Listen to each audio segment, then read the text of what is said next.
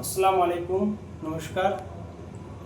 আসলে কথা হল যে মই এদিনে গাড়ী এখন লৈ গুৱাহাটীত গৈছিলোঁ, কিবা এটা এয়াৰপৰ্টত কিবা কামত গৈছিলোঁ। মোৰ এজন মানুহ আহি আছিল।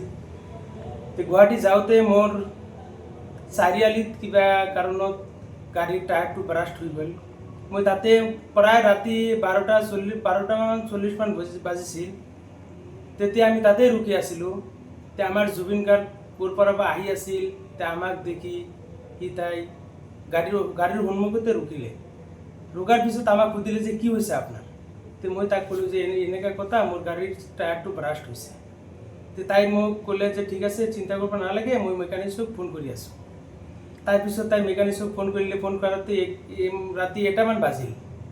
এটাৰ পিছত ফোন কৰি মেকানিক আনি আমাৰ গাড়ীৰ টায়াৰটো ঠিক কৰি দিলে।